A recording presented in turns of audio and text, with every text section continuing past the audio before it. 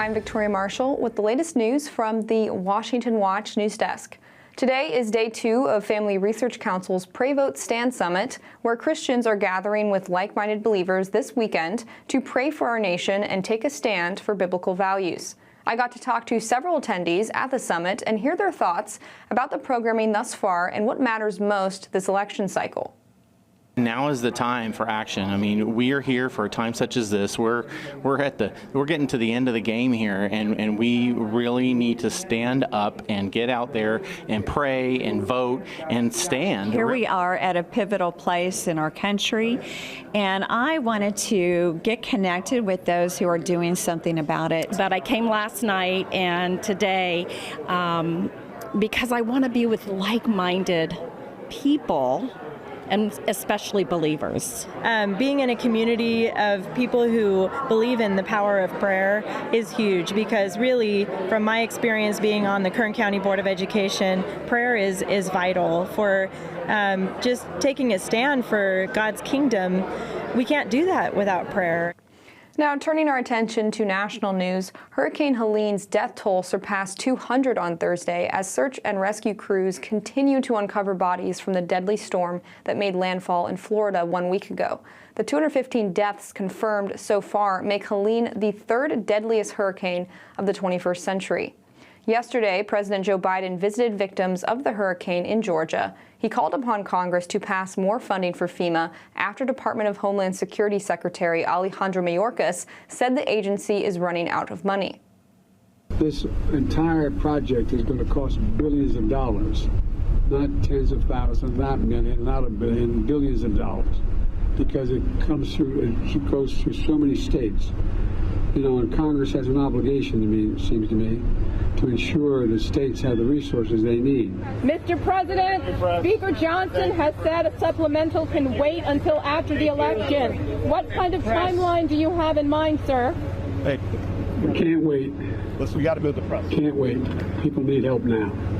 Biden's comments come after it was reported that FEMA has spent hundreds of millions of dollars on illegal immigrant resettlement programs. Now, Senator J.D. Vance of Ohio also took some time out of his campaigning schedule to visit victims of Helene in Virginia yesterday. Here's what he said to reporters. One thing I've heard consistently from the governor is that FEMA has provided a lot of resources, and of course we're very grateful to that. But I also think that talking to people just on the ground today, but also talking to the governor, this is a community that has long been left behind by the leadership of this country. People who have been forgotten, people who have been ignored, people who have been judged despite the fact that they are the nicest people in the world. And in other domestic news, the Longshoremen's Union reached a tentative deal with the U.S. Maritime Alliance Thursday night, ending the 3-day strike that could have hit supply chains and driven up prices. The union and the U.S. Maritime Alliance agreed to extend the master contract until January 15th to return to the bargaining table to negotiate all other outstanding issues, according to a statement released on Facebook. The tentative agreement on a wage increase was not immediately disclosed, but it's been widely reported to have been set around 62% over 6 years to roughly $63 per hour. President Biden applauded the agreement in a statement on Thursday, thanking the two sides for coming together to reopen the East Coast and Gulf ports. And in a shocking reversal, the Biden administration will be ending the legal status of tens of thousands of Venezuelan migrants who were allowed to fly into the U.S. through a sponsorship program. They were granted permissions to live and work in the U.S. legally for 2 years under an immigration law known as parole. Roughly 117,000 Venezuelans have come to the U.S. so far under the policy. The first group of Venezuelans who arrived through the program 2 years ago are set to lose their parole status later this month. Now, the decision by the Biden administration comes as immigration is a top issue this election cycle. There have been multiple reports of Venezuelan gangs taking over apartment buildings and hotels in various states, as well as committing crimes. This may be an attempt by the admin at appealing to voters by cracking down on such crime. And those are today's headlines. I'm Victoria Marshall. Up next is Washington Watch with Tony Perkins. We'll see you next week with more news.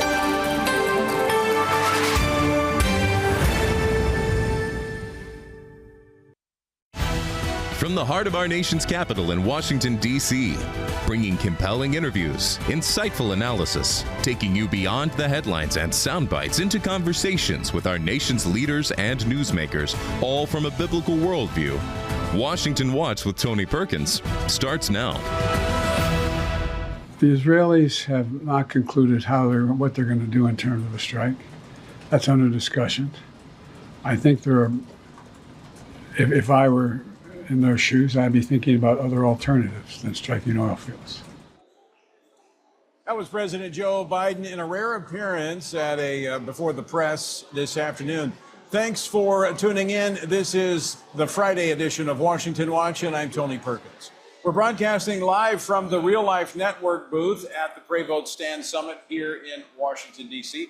While the world is waiting to see how Israel will respond to Iran's ballistic missile attack, Iran's supreme leader said Tuesday's attack was, quote, the minimal punishment that the country has extracted on the Jewish state, suggesting they may do more. Daniel Cohen, news director for Real Life Network, joins me in just a moment. And the criticism of the Biden administration's response to Hurricane Helene is growing, and even more so as President Biden and his team claim it is a money issue. If congressional Republicans were serious, if they were really truly serious about doing something for the communities that was impacted by Hurricane Helene, they would join us in calling for additional funding. That was White House Press Secretary Karine Jean-Pierre. We'll talk more about that later. Also, Dr. John Sorosin, President and CEO of Evangelism Explosion, one of the sponsors of the Pray Vote Stand Summit, joins me to talk about a joint evangelism project between Evangelism Explosion and Family Research Council. Well, breaking her political silence, Melania Trump released a promotional video and excerpts of her soon-to-be-released book that has been yet another disappointment to pro-life Republicans. In the book, she writes, quote, it is imperative to guarantee that women have autonomy in deciding their preference of having children based on their own convictions, free from any intervention or pressure from the government, end quote. Katie Faust, founder of Them Before Us, joins me for that conversation. The website, TonyPerkins.com, lots of resources there for you. But let me encourage you, if you would like to join in with the Pray Vote Stand Summit, you can do that. You can watch online, download the Real Life Network app. You can be a part of tonight's events here at the Omni Shoreham in Washington, D.C. Well, earlier today, in a rare sermon in Tehran, Iran's supreme leader warned of further attacks against Israel while expressing solidarity with the regime's proxies, Hamas and Hezbollah. Israeli forces continue to strike in Lebanon, including targeted attacks to eliminate the presumed new leader of Hezbollah. Joining me now to discuss the latest from Israel, Daniel Cohen. He is news director for Real Life Network. Daniel. Good to be with you, Tony. How you doing? Welcome back. Yes, it's exciting. I know behind the cameras people can't see, but there's an energy in the room, and there's so many people here that love Israel, and it's warming my heart just being a part of it. Well, we had a panel discussion last night on Israel. Of course, we've been waiting to see developments, and developments are happening by the hour. As I mentioned, the supreme leader there in Tehran suggesting that there may be more to come. He said that Israel won't last long. And I hate to be I'm happy to be the one to tell him. I've read this book, and I know the last chapter, and I know the last book in the Bible, and I know how the story ends for Israel, so he's wrong, right? But what moves Israel has made in the last 2 weeks, in the last 24 to 48 hours, it sounds like there's a job opening for the commander of Hezbollah. I'm not sure too many people want to stand in line for that, though. They took out Hassan Nasrallah. And then the next person in command, Israel, has already taken out that person as well. And so Israel is making strong moves. How will they respond? What will they do? How will they respond to the Iranian attack? Danny Danon, the Israeli ambassador, said it will be painful. Will it be directly on the oil fields? President Biden, in that clip that you played off the top of the show, is discouraged, said, no, don't hit the oil fields. That's political, right? Because he doesn't want gas prices going up right before an election. Nothing to tamper with oil. I went to Saudi Arabia in 2022, right before the midterm elections, when President Biden went hat in hand to meet with the Saudi Crown Prince. And you remember, he met with the largest OPEC nation, oil producers, saying, the gas prices were through the roof. If you go back 2 years, gas prices were averaging around, $5-something a gallon. So again, I think it just shows that political considerations are affecting what President Biden says about Israel and about the friendship, and it shouldn't be political. I wish he would just say, Israel, we support you, what do you need from us, and get out of the way. Today, Israeli Defense Minister Gallant said that Israel has more surprises in store. What does he mean by that? That's a great question. And I think strategically, after Iran launched a direct attack on Israel, this wasn't a proxy, this wasn't Hamas, this wasn't the Houthis, and this wasn't Hezbollah. And so to me, that says all options should be on the table for Israel. And whether Israel wants to take out the oil, whether it wants to take out ports in Tehran, which will cripple the economy. I just spoke with General Boykin in that chair about an hour ago. And he said, Israel doesn't have to take out Iranian oil. Just destroying the ports will cripple the economy. But really, all options are on the table. And the Israelis, as we've seen in the last few weeks, are very creative and can do pretty much whatever they want, because we've seen they've carried out an attack inside Tehran near the presidential palace. Right. And the air defense system that Iran has is very limited. It's certainly not what Israel has.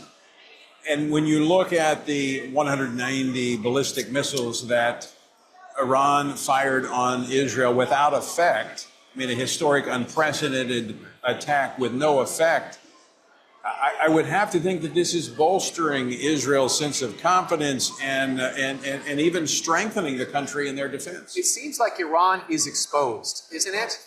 There was one fatality on that massive strike on Tuesday of 181 missiles, and it happened to be an Arab man who was walking outside of Jericho. It looked like he was on a phone, if you've seen the video, and a piece of shrapnel falls right on him. But the fact, it's amazing and biblical, the fact that God protected Israel, that there was not one fatality, and it was frightening. It was frightening, but we'll have to see, Tony. Yeah, we'll have to see. But the response that Israel can formulate in this moment, I don't know. I'm watching, because you and I are both saying, well, what's Israel going to do? Everyone's been asking, what is Israel going to do? But Iran's exposed because Israel's taken out Hamas. They've decimated Hamas. They've hurt Hezbollah. They've been attacking the Houthis in Yemen. And the 100 to 150,000 missiles that have been pointed directly at Tel Aviv, which is right outside where I live, has been sort of like, so to speak, a loaded gun pointed at Israel, which has kept Israel from really doing any, carrying out any sort of extensive attack on Iran. So now Iran is exposed, and what will Israel do? There is no urgency for them to act, for Israel to respond. In the meantime, they're eliminating the threat from their north as they're continuing to press their case against Hezbollah in Lebanon. And as they take out those rockets and those rocket launchers, they're able to focus more on Iran and that threat that may come from there. And if you think about it, Tony, what has Israel said? They have been warning for months. They've been warning Hezbollah to retreat. There's a river called the Litani River, and they've been telling Hezbollah to retreat. They've been firing rockets since October 8th. Here we are, we're within a week. We're just a couple of days away from the October 7th massacre. And there are 70 to 80,000 people who live in northern Israel who have been unable to go home. Hezbollah has been effectively controlling the northern part of Israel, firing all those rockets. There are people that the congregation that I attend in Tel Aviv that live right on the Lebanese border near Akko, near some of those northern cities, Nahariya, and they want to go home. And Israel's been saying, enough is enough. How long? I heard Prime Minister Netanyahu saying, if this was San Diego, if this was somewhere El Paso, Texas, the United States wouldn't tolerate a foreign entity controlling United States borders and controlling United States territory. Same goes for Israel. Daniel, I want to switch gears a little bit here. You just arrived a day or so ago here into the United States from Israel. In fact, you were in flight when the attack was launched by Iran. We'll talk a little bit about the Pray Vote Stand Summit here. What's the sense as you interact with what we call SageCon, spiritually active, governance-engaged conservators? I love being surrounded by the people here who understand, who get it, who get Israel, and who are able to make the connection. I talk to a lot of pastors, and I've been speaking with some here, and it's just, the Lord has put it strong on my heart to share that churches that are growing, churches that are thriving in the United States right now, and I hope you hear this, are churches and pastors and pastoral teams who are making the connection between Israel right now. I've spoken to pastors who really, they don't teach on Israel. They don't really get the connection points. Some have not ever been there. Some that haven't been to Israel in decades. And some that I've personally spoken to, and they say, hey, explain this to me. What about this relationship? Well, what about that? And so for me, my heart is just, it's exploding to hear there's so much love for Israel, but I tell people it's important, it's fundamental. How much of the Bible has got to talk about this it's his land. These are his people, right? It's the only covenant nation. The United States is not a covenant nation. Israel is. It's important to know the connection points because what's going on in the news right now, it's all prophetic. It all ties together, so we have to know what's in the book, right? When you look at, you say it's prophetic, when you look at that timeline, the biblical timeline, how significant is this moment? Well, it's a historic moment just in terms of what Israel's been able to execute. I'm not an eschatologist, I'm not a pastor, but you know what we do is pastoral. We have to know what's in the Word, and 1948, Israel was reconstituted and regathered, and it's like a stopwatch started, a clicking a clock started in that moment because that is the generation that won't pass away before Jesus, before Yeshua returns. So we don't know the hour, we don't know the day, right? But we're supposed to be expecting, we're supposed to be waiting, and we're just supposed to be about our Father's business. And pray, vote, stand, and what you are doing here, Tony, what you've been able to do and mobilizing. The people here are passionate. And the majority of the people that are on fire for the Lord, I think those 10 to even 20%, those are the people that are really accomplishing 70, 80% for the kingdom. And it's so great how it starts here and how it feathers out to the grassroots. And actually, we know that from the studies that we've done on the SageCons that they are influencers. They influence others in their conversations intentionally in the material that they hand out. It's so important what you're doing, Tony. God bless you for it. Yeah. Daniel Cohen, I want to ask you this question. We've got about a minute and a half left. We talked about the significance of this moment, but you said something about the church standing for Israel, speaking out on this. I'm not quite sure I can put this into words, but if there were a time to stand for Israel, and I think there always is, this is probably the most significant time, most important time to take that stand, is it not? I'm a Jewish believer in Yeshua. I have 2 Jewish parents. I have 4 Jewish grandparents. My grandmother is a Holocaust survivor. She was in 2 concentration camps. Right now, the historicity of this moment for the church to rise up in support of Israel, to pray for Israel, to love Jewish people in wherever at work or at school. Right now, you have an opportunity to show the Jewish people the radical love of Yeshua. Who is Jewish, by the way? I get that all the time in Israel. People say, well, you're not Jewish, you're a convert. And I say, well, I'm a Cohen on one side and I'm a Levi on the other. That doesn't get more Jewish than me. And by the way, I believe that Yeshua, Jesus, is who he said he is, and he's Jewish. And they go, oh yeah. So I believe that this Jewish person is the Jewish Messiah. I'm Jewish. There's no conflict for me, but it kind of blows people's minds because it's so obvious. This is a moment of opportunity to witness love. Exactly. And I say to love, it doesn't mean you have to say, well, Matthew says this. Just to love people, just to love the Jewish people, and just provoke them to just know, like, why is this person loving me so? What are they? All right, Daniel Cohen, we're out of time. Good to see you. Thanks for being here.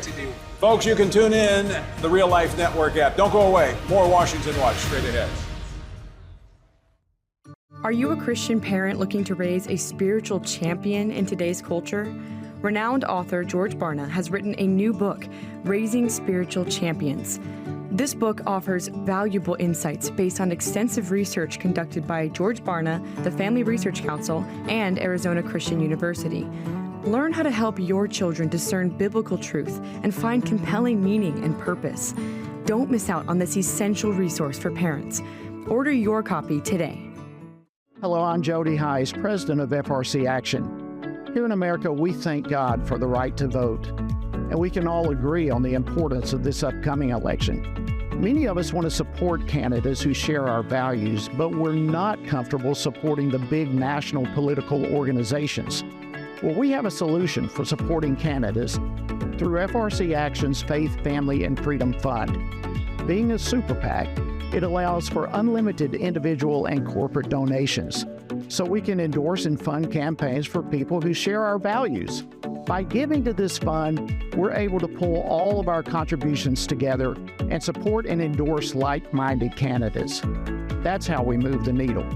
So let's be the best stewards possible and get the most out of our political contributions by uniting our efforts.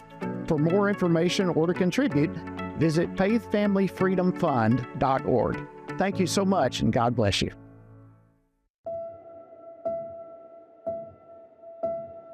All of us are born with the desire to find truth and meaning. Where did I come from? What happens when I die? While our answers to these questions may divide us, we are united in our need for the freedom to answer life's biggest questions and make life's biggest decisions for ourselves. That's why religious freedom matters for everyone. Religious freedom matters because the powerful have long wanted to control those who are less powerful. Religious freedom matters because the freedom of those who are different is often threatened by those who believe different is dangerous. At the Center for Religious Liberty at Family Research Council, we promote religious freedom for everyone because the only alternative is religious freedom for no one. We encourage Americans and the American government to engage and advocate for the persecuted, and they do. We work every day to bring good news to the afflicted, to proclaim liberty to captives and freedom to prisoners. We do it because that's what Jesus does. We work to give freedom to others because we ourselves have been set free.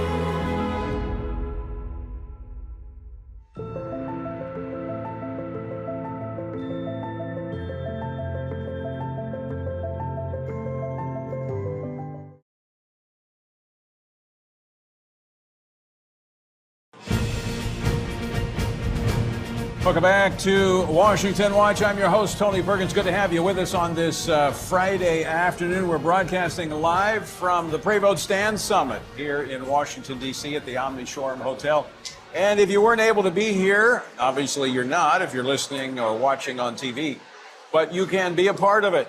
Go to the App Store. If you want to download the Real Life Network app, you can watch all of tonight and tomorrow on the Real Life Network app. Well, throughout the South, the search for the missing continues as communities continue the recovery effort from this historic storm. Historic levels of rain, violent winds last week. The death toll has now reached more than 200 people, with over half the fatalities so far from North Carolina's mountainous regions. Join me now to discuss this, Congressman Mike Waltz. He serves on the House Permanent Select Committee on Intelligence and the House Foreign Affairs Committee. He represents the 6th Congressional District of Florida, and he's the author of a new book coming out October the 22nd, Hard Truths, Think and Lead Like a Green Beret. He's the only Green Beret to ever been elected to Congress. Congressman Waltz, welcome back to Washington Watch. Well, hey, Tony, always great to be with you, and God bless everybody that's with you right now. Well, we've got a big crowd here listening and watching. I want to go to this issue of the response. Now, I understand you've been through this many times, being in Florida. I've been through it in Louisiana. These storms are intense. They're big. The federal government's only one spoke in the wheel, but there's been a lot of criticism of the federal government response. Is that justified? I do think it's justified, Tony. I mean, thank God for our fellow Americans, like the Cajun Navy and what I'm calling the Florida Man Air Force. People that are bringing their boats, their helicopters, their light planes, anything they can to come up there and help. But they can only do so much. That's kind of a ragtag effort. They're doing what they can to bring in supplies to our fellow Americans that are stranded. But my point is, right down the street, literally, is Fort Bragg that houses the 82nd Airborne, the 18th Airborne Corps, the Joint Special Operations Command. A little further down the street is the 2nd Marine Division at Camp Lejeune. They have mobile air traffic controllers. They have dozens of helos, mobile hospitals, all the supplies, food supplies, what have you, that you need. When they were deployed to help with Hurricane Katrina, they had the orders ready to go on day 2. And President Bush got down there on day 2, and he was criticized heavily then. Right. We've been now over a week. And I'm talking to these guys and gals, they're ready to go. They still don't have the orders. And the 1,000 that Biden belatedly mobilized is a drop in the bucket. We're talking 10,000 square miles here in the mountains with impermissible roads, and whole communities have been washed away. It is too slow, too late, but that's par for the course with this administration. And the difference here with this storm compared to some of the others we've seen is that what you mentioned, the infrastructure, the roads being washed out, accessibility. Many of these areas, and I've been each day on the program, we've had someone, either a member from those areas affected, or we've had Samaritan's Purse on. Most of these areas can only be reached by air. And when you talk about the military, they have those assets. They could easily put them into place. Yeah, that's right. And again, it's not like we're asking them to go halfway across the country. Right. Fort Bragg is just 100 miles away, and it's not an Air Force base with a bunch of fighter jets. I mean, this is what they do. Right. They've also gone into Haiti in the wake of earthquakes. They've gone into Africa. They need to go and help their fellow American. They're willing to do it. They're waiting on the orders from the Pentagon. Those should have been pre-positioned, Tony. All the bureaucracy, you can have all of the orders, the funding, everything in place. And then if you don't need it, fine. We do that in Florida and Louisiana. The forecasters were clear that this was going to be a massive flooding event in Georgia and North Carolina. This was just a total lack of preparation. Some were saying, I'm not willing to say this yet, but a lack of concern, frankly, coming out of this White House.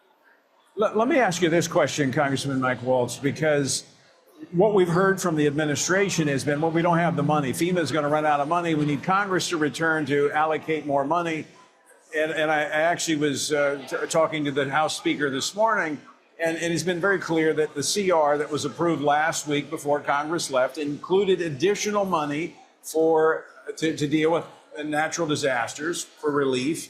But is this a case of misplaced priorities rather than a case of a lack of resources? Yeah, well, I mean, to invoke the title of my book, The Hard Truth, here's the hard truth, is that Mayorkas, the DHS secretary, he has the authority, should he choose to use it, to move funds from account to account under emergency orders and statutes. I mean, Lord knows we have seen them do this when it comes to things they want to do. All the executive orders they both revoked from the Trump administration and put in place when they wanted to do something when it came to illegal immigrants, and both the housing, the feeding, the supplies, the transportation. They could do it if they wanted to, Tony. We're talking billions of dollars that have been spent to help non-citizens, and fellow Americans are suffering, literally dying right now in the mountains of North Carolina. It's unacceptable. It's wrong. I want to put a fine point on that. We only have about a minute and a half left, Mike, but the FEMA allocated last year, this year, in grants over $1 billion, close over $1.5 billion in immigrant resettlement into this country. But they say they don't have money to help Americans who are facing the suffering in the wake of this disaster. Something's wrong with priorities. No, it's absolutely, it's upside down priority. But I think it's a reflection of really this administration's focus. And it gets, we can pull the thread to how they progressives view the world through black, white, and brown, when we should be only seeing red, white, and blue, right? We're just fellow Americans, period, or you're not. And you are afforded a different level and a higher level of prioritization from our own government that we paid for if you're a U.S. citizen, period, full stop. And Mayorkas could do it, and if he needs to come back to Congress to backfill his account, fine. But he could do it right now. I'm not buying it for 1 second. Yeah, essentially the only thing that fixes this is an election. You got to get an administration that cares about America, maybe America first. Congressman Mike Waltz, thanks so much. I'm worried about how these people are going to vote, speaking of the election and the need for North Carolina, but another time. Yeah, but in Florida, you had mobile voting sites through some hurricanes. Maybe that's something that needs to be looked at as well. We're out of time. Mike, thanks for joining us. Folks, stick with us. We're back with more after this. Everything we do begins as an idea. Before there can be acts of courage, there must be the belief that some things are worth sacrificing for. Before there can be marriage, there is the idea that man should not be alone. Before there was freedom, there was the idea that individuals are created equal.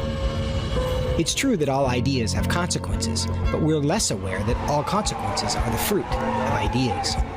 Before there was murder, there was hate. Before there was a Holocaust, there was the belief by some people that other people are undesirable.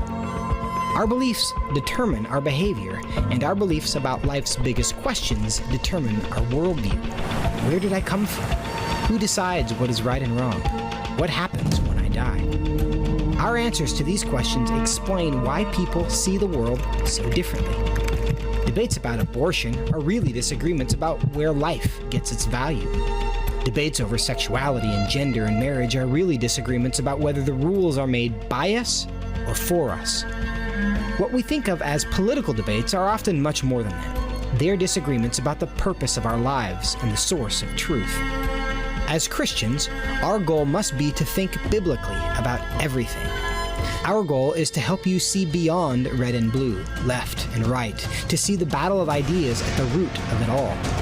Our goal is to equip Christians with a biblical worldview and help them advance and defend the faith in their families, communities, and the public square. Cultural renewal doesn't begin with campaigns and elections. It begins with individuals turning from lies to truth.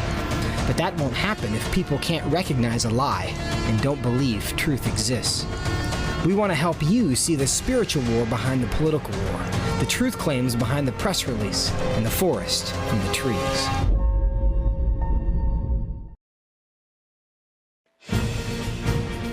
Welcome back to Washington Watch. I'm your host, Tony Perkins. We're broadcasting live from the Pray Vote Stand Summit here in our nation's capital, Washington, D.C.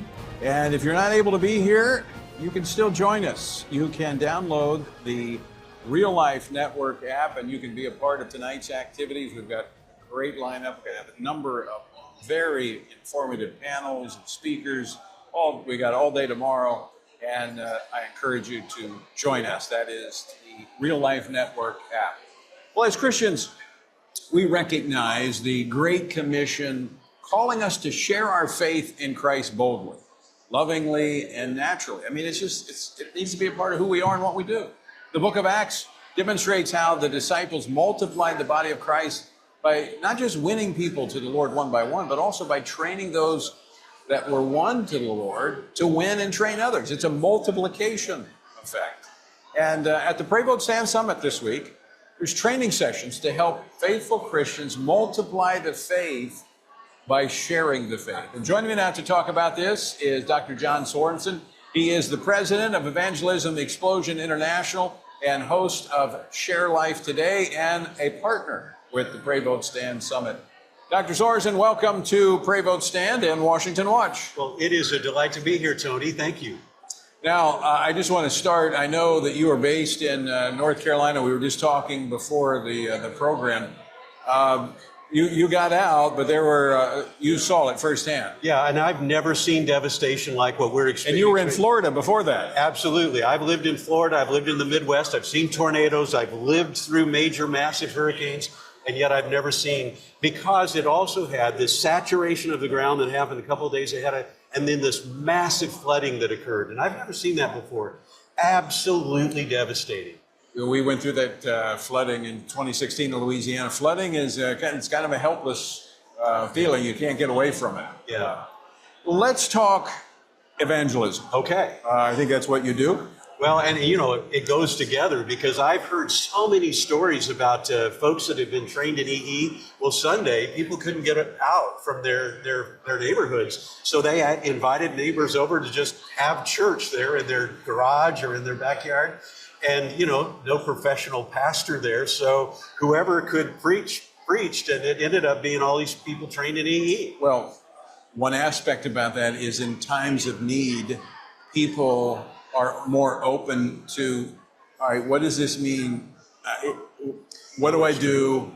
How do I respond?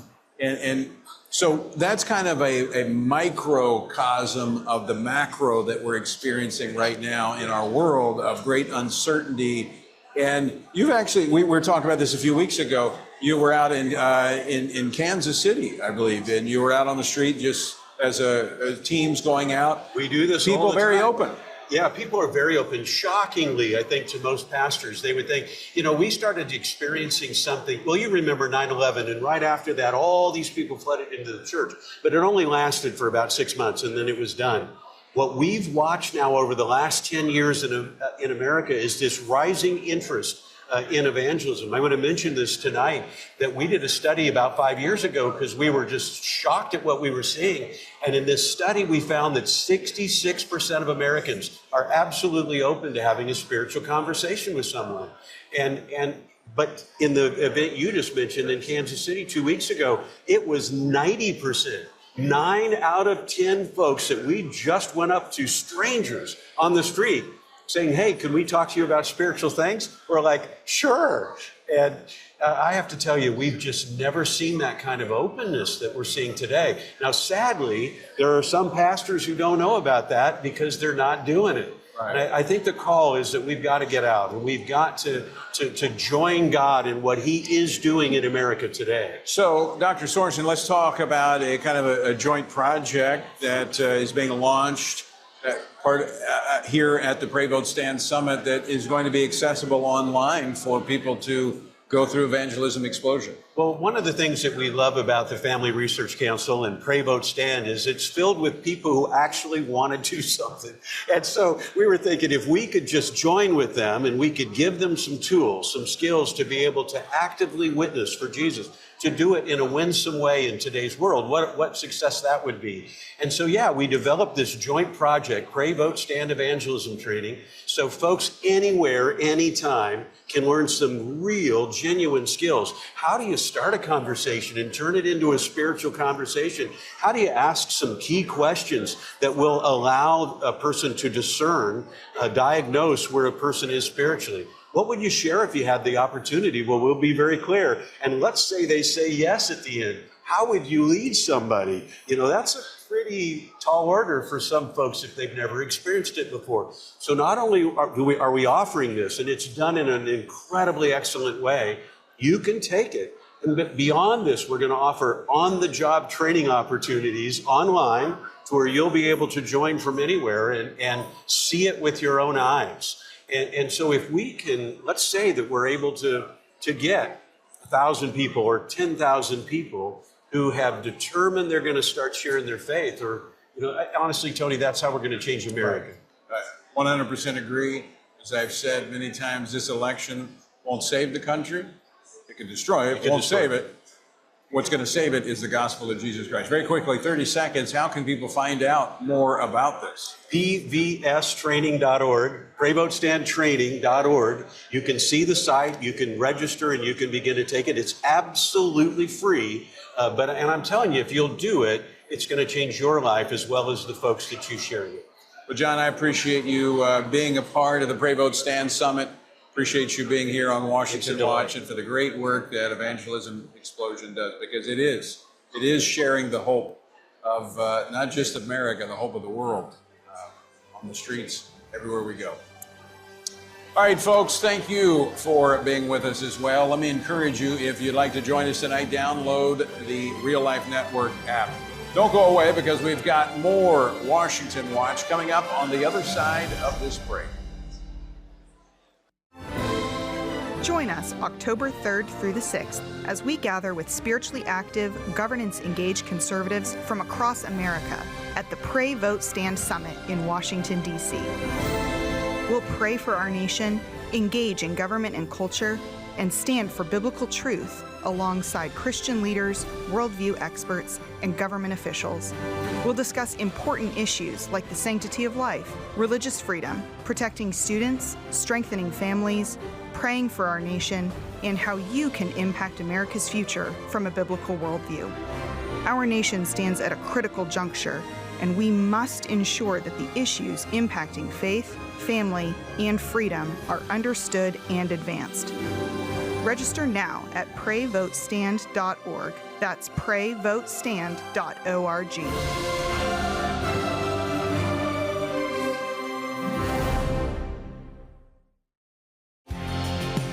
Jesus said in John 15, "These things I've spoken to you, that my joy may remain in you, and that your joy may be full."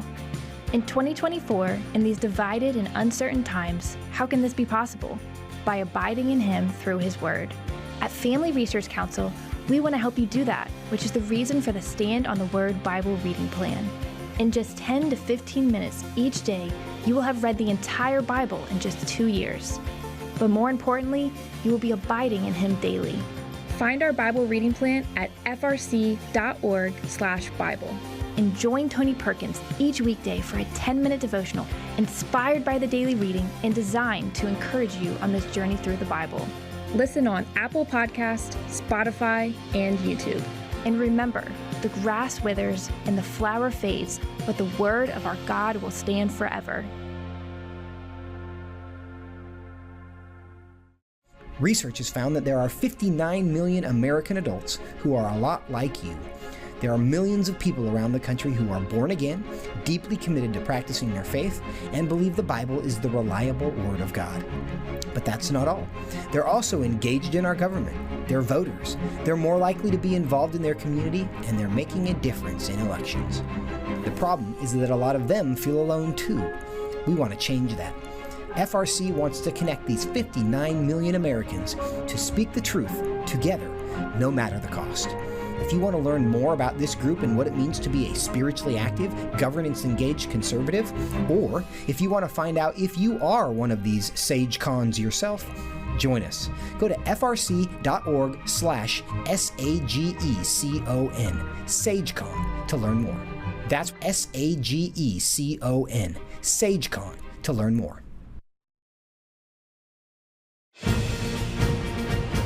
Welcome back to Washington Watch. I'm Tony Perkins, your host, and we are broadcasting from the Pray Vote Stand Summit here in our nation's capital. And if you're not able to be with us in person, you can join us online.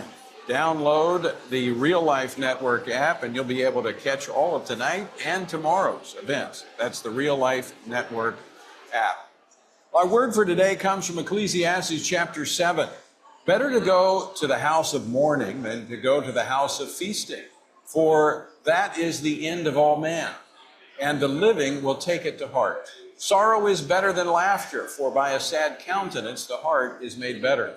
The heart of the wise is in the house of mourning, but the heart of fools is in the house of mirth. Solomon is saying it's more instructive to go to a funeral than a birthday party, because a funeral reminds us of the brevity of life. Little more than a vapor, as the psalmist wrote. This reminder will stir the wise person to live with purpose. Living with a sense of seriousness and contemplation about life is healthy and necessary. As Moses wrote in Psalm 90, he said, "Teach us to number our days so that we may gain a heart of wisdom." Realize our time is short and use your time wisely. To join us on our journey through the Bible, text Bible to 67742. Well, as the first presidential election of the post-Roe era approaches, the Harris-Walz campaign and Democrats down ballot have gone all in on abortion as their major campaign theme. This makes sense as an effort to divert attention from the Biden-Harris administration's mishandling of the economy, the border, and international affairs. But it also reflects on their priorities. They believe this. They're for it. Meanwhile, many Republicans are campaigning behind a muted and timid defense of life, with some even borrowing lines from across the aisle. We need to go on the offense to create a culture of life. We don't need to apologize. There's no white flags that we need to wave. Joining me now to discuss this is Katie Faust, one of the speakers here at the Pray Vote Stand Summit. She is the founder of Them Before Us and the author of Them Before Us, Why We Need a Global Children's Rights Movement. Katie, welcome back to Washington Watch. I love being with you. This is such a great conference. I really appreciate your principled, steadfast stance on behalf of all of the timeless issues, right, that are going to be the same, true, regardless of what the election says. But I especially appreciate that you guys are unflinching on matters that affect kids. Well, thank you. And that's why you're here, because you're one of those. You've been speaking out about this issue of kids, and We were actually on a panel today discussing this. You said, I asked you a question about biblical truth, and that if you come down on the side of biblical truth, every time children benefit from that. Yeah, it's strange how that works. It's as if our Maker, who said, I don't want you to cause one of the least of these to stumble, actually built in child protections, both in the Word of God, but also in the world of God.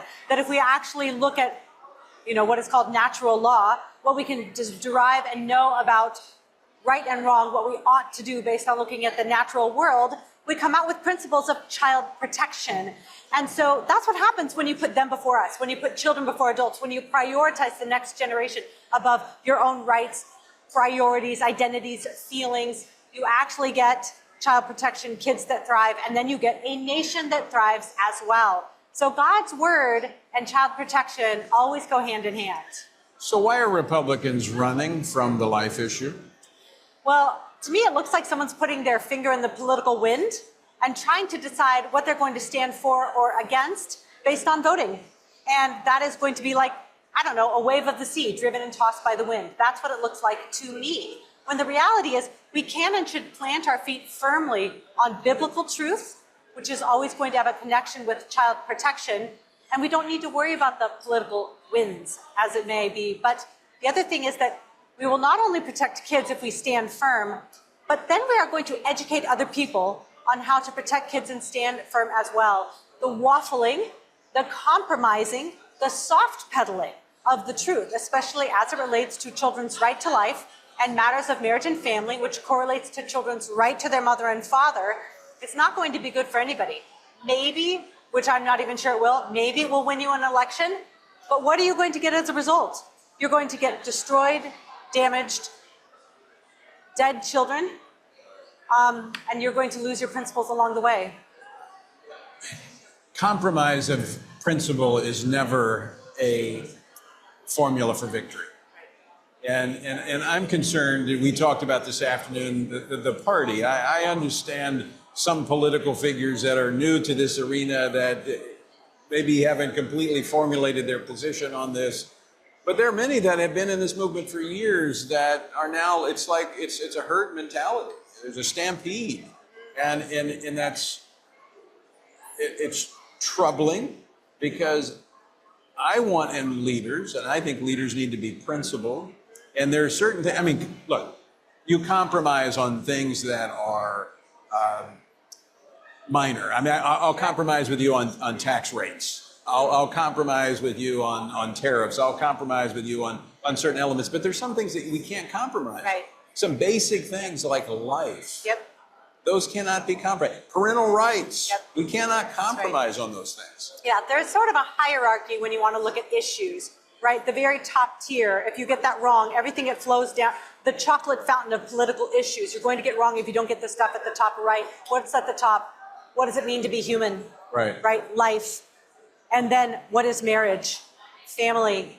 And then I would say the other one at the top is religious liberty, conscience rights. If you get those three wrong, there's no way you're going to get the downstream issues right. Those are the things, there's no compromise, not one bit, not one iota. Those are the things we stand firm on, win or lose. Well, and we've compromised on some of those basic issues, and therefore it's created and compounded the problems. For instance, we've compromised on marriage, and so now we have an issue with religious freedom as a result of that compromise. And so it's kind of like playing a cultural whack-a-mole, because one thing's going to pop up here. But if we just stand fast, stand firm on what we know to be true, and then begin to be a force of influence on the culture. That's right. Well, and I think that is the problem. If you want to look at the church, for example, which I think is one of the mediating institutions against government, right? The church really does have a prophetic moral role in keeping the government in check, shaping the government. Unfortunately, what we've seen is the nations are discipling the church, and it needs to be the other way around. Our principles, which do not change, need to be informing the culture, shaping the culture, influencing the culture. And unfortunately, we've let it go the other direction for way too long, and children are paying the price. Yeah. Martin Luther King Jr. had a great quote on that. He said, the church is not the servant nor the master of the state. but we're a prophetic voice to the state. And if we ever lose that prophetic voice, we're nothing more than a glorified country club. I want to play a clip. The issue of abortion is front and center in this race, this presidential race. We have the Democrats that are all in. Kamala Harris has made this a #1 issue. I believe it is a reason that she selected Tim Walz as her running mate from Minnesota, a state that really is not that significant in the electoral count. But he is just as radical as she is on all of these issues, abortion, transgenderism. But Donald Trump has, you said, this is a state's issue.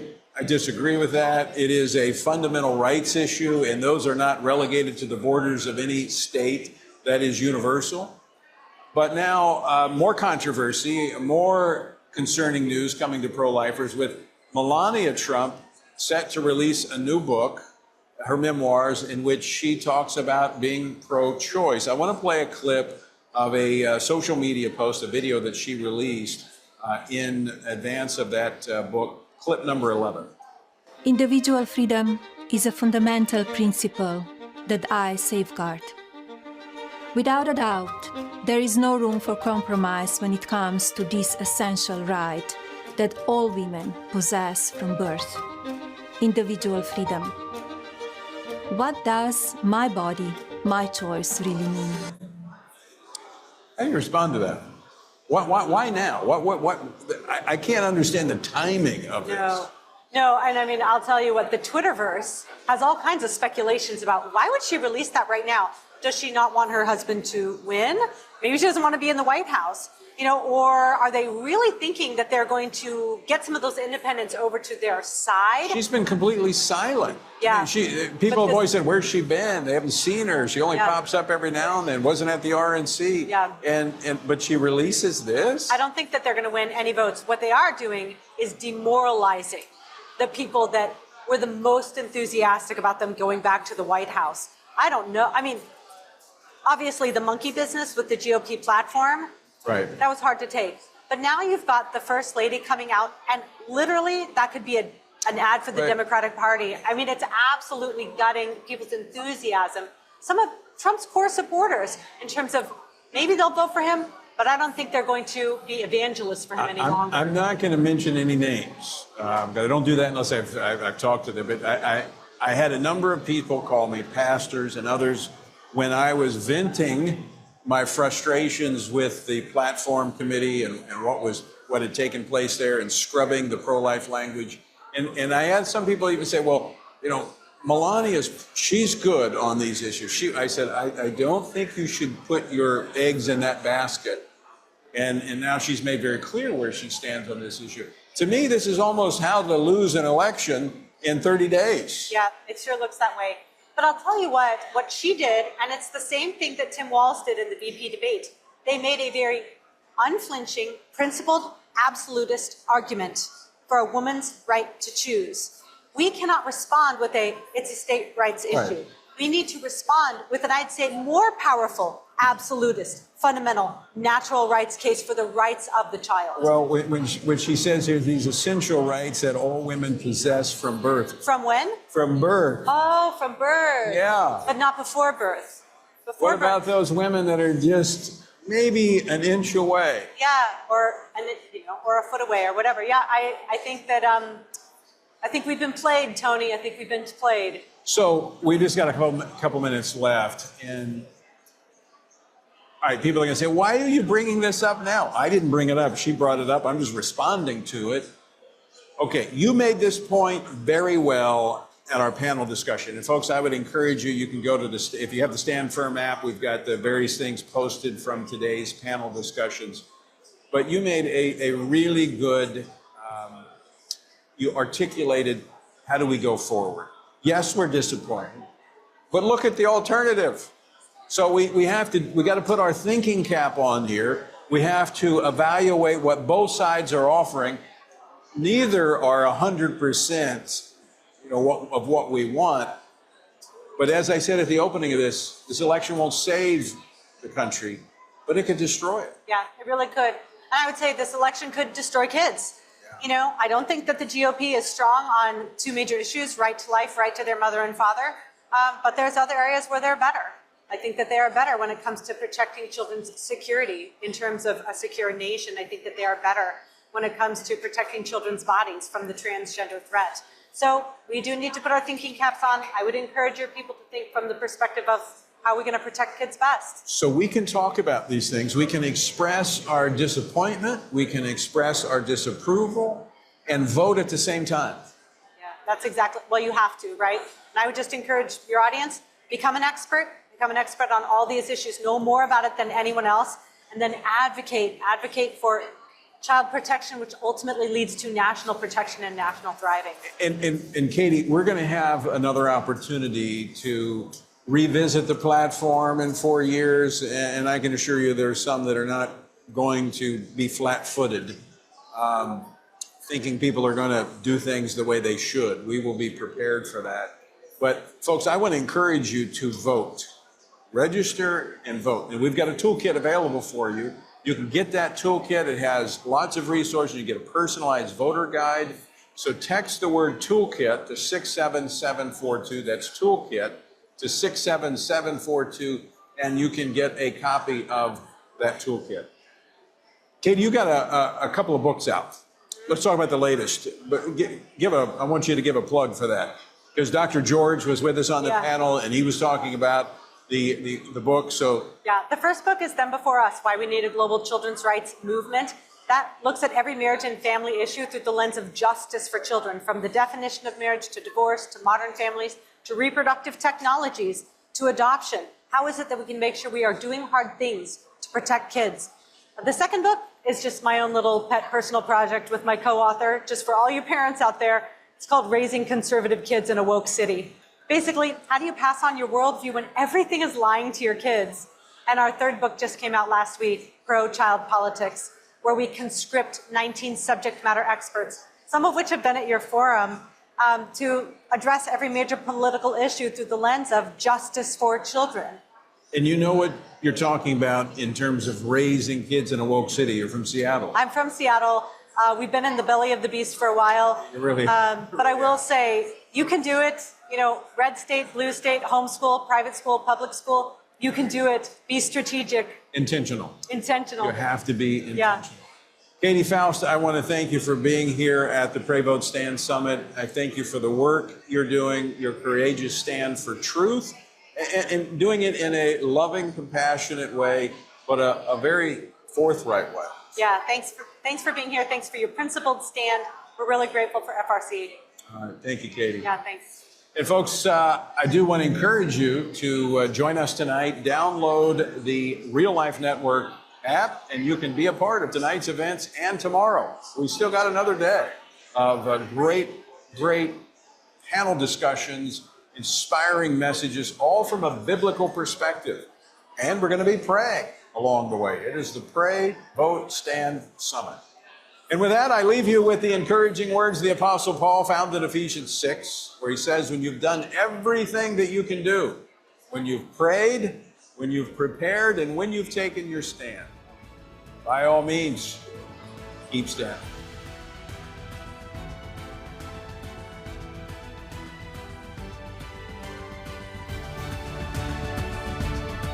Washington Watch with Tony Perkins is brought to you by Family Research Council and is entirely listener-supported.